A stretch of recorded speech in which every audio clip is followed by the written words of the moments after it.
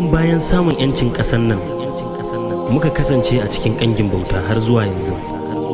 Idan muka yi dubi kan halin rayuwar da talakan Najeriya yake ciki na matsi da kuma kuncin rayuwa, wanda saboda tsananta da al'amarin yayi har an kai wani mataki da miliyoyi ba ma dubunni ba daga cikin talakawan Najeriya na gagara samun ɗan abincin da za su kai zuwa bakin salati, duk da girman ƙarfi na tattalin arzikin da ƙasar nan take da shi idan aka kwatanta da sauran ƙasashe da ke zagaye da ita.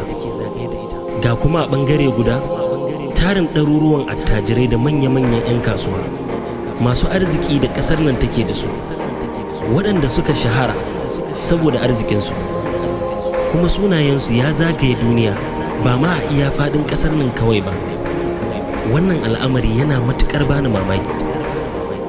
Wai a ce mai kuɗi burinsa ya mallake ka, shugaba burinsa ya mulke ka, burin ɗan kasuwa ya cuce ka.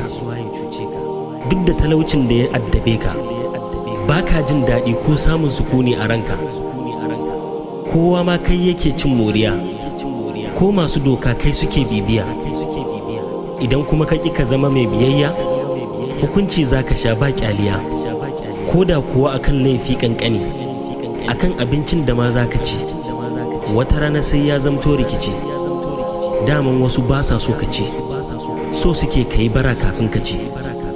Mai tausaya maka sai dai mumini, tallafin da kake so ba hali, ko abincin ma ka samu sai dai mara fasali, ba ka samun koda dankali, ka bar batun ma kayan kyalkyali.